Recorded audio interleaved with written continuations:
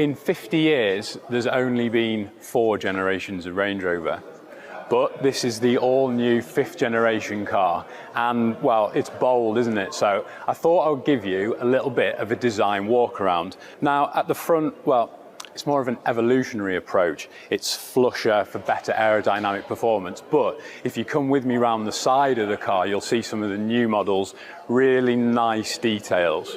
So down the side of the car, it is really sharp. Of course, there are the traditional 3 lines of the Range Rover profile. So it's got a floating roof, that kind of upswept line at the bottom, but it's here that's really interesting because this clamshell bonnet has been tightened up and that line continues through the side of the car, really precise, and it finishes back here with a nice little detail that will of course be spec dependent. Now this is a top spec SV model, so it's extremely luxurious, 23-inch wheels, and you see here these new gills. There's a laser etched SV emblem.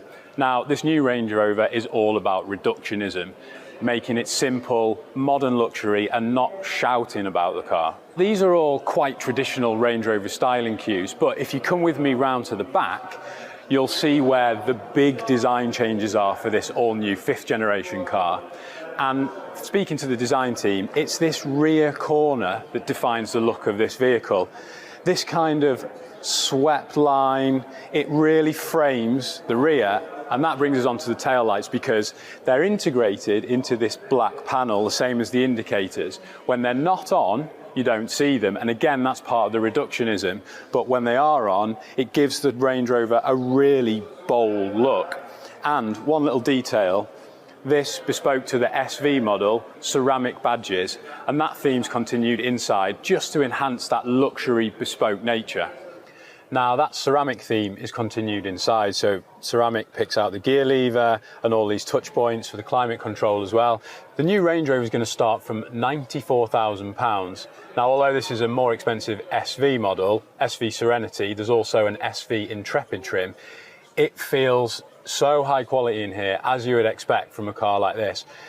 This leather and these wooden inlays, these cool metal finishes, everything is exactly as you expect modern interpretation of luxury in a Range Rover to be.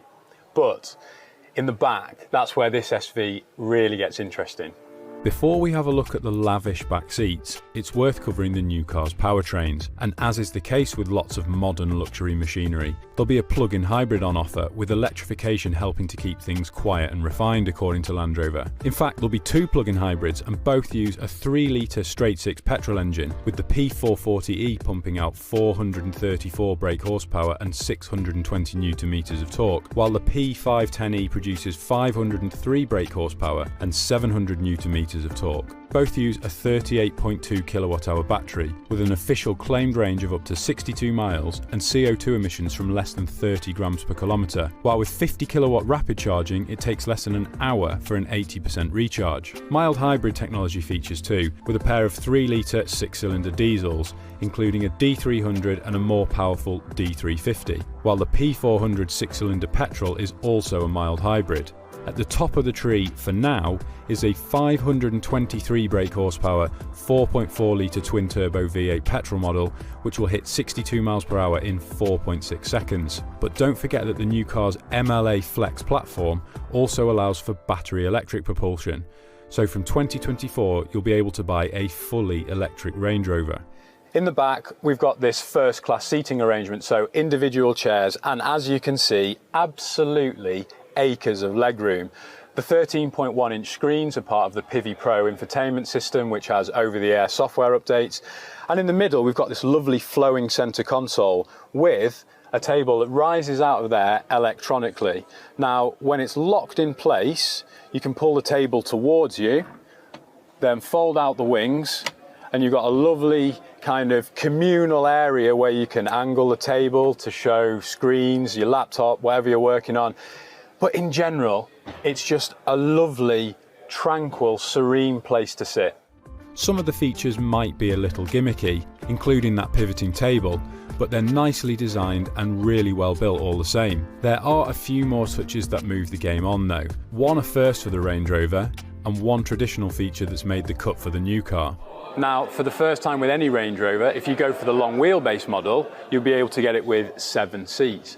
Now, I've sat back there and knee room's quite good actually, but of course, one thing that's been retained for all models is this split tailgate. And you can now get the tailgate event suite option, which adds these nice padded leather cushions.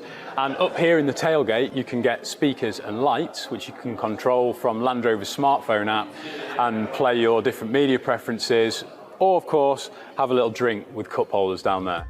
On first appearances then, the all-new Range Rover looks to be a solid step on, with more electrification broadening its appeal and boosting its environmental credentials as well. The interior might be a little on the conventional side, even if it does feel worth its price tag when it comes to quality. But you can't argue with some of the technology on board, and we can't wait to sample it, as well as the new powertrains and check out the refinement on offer when the 5th generation Range Rover hits the market next year.